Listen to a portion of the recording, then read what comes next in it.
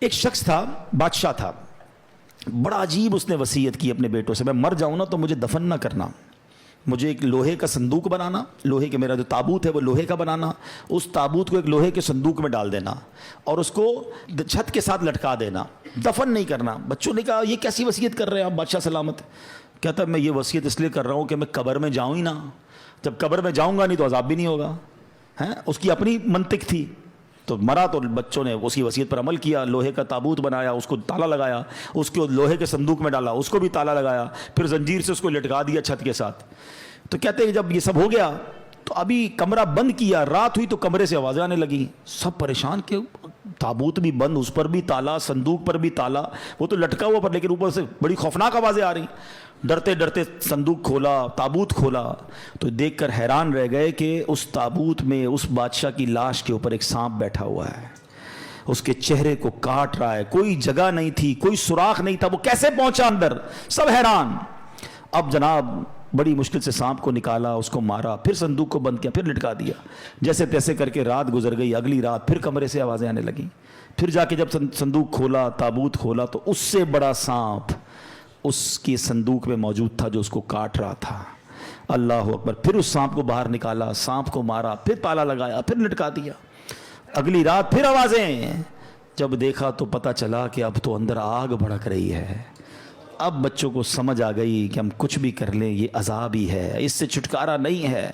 وہ بادشاہ کی لاش کو نکالا اور قبر میں دفنا دیا۔ اے میرے پیارے اسلامی بھائیوں، یہ سمجھنی ہے بات۔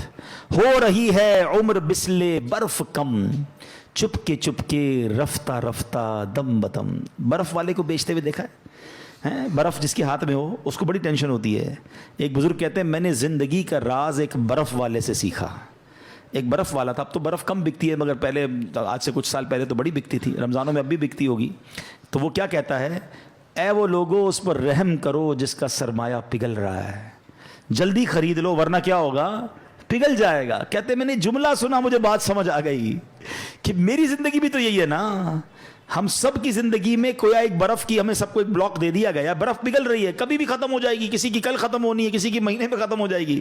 تو شاعر کیا خوب بات سمجھا رہے ہیں، ہو رہی ہے عمر مثل برف کم، چپ کے رفتہ رفتہ دم بدم، سانس ہے ایک راہ روئے ملک عدم، دفعتن ایک روز یہ جائے گا تھم، ایک دن مرنا ہے آخر موت ہے، کر لے جو کرنا ہے آخر موت ہے، آخرت کی فکر کرنی ہے ضرور، جیسی کرنی ویسی بھرنی ہے ضرور، عمر ایک دن یہ گزرنی ہے ضرور، قبر میں میت اترنی ہے ضرور، ایک دن مرنا ہے آخر موت ہے، کر لے جو کرنا جو کرنا ہے۔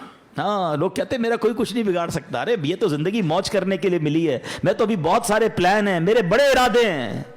شاعر کہتا ہے کر لے جو کرنا ہے آخر موت ہے، مرنا پڑے گا، اور مرنے کے بعد اپنی کرنی کا پھل بھگتنا پڑے گا۔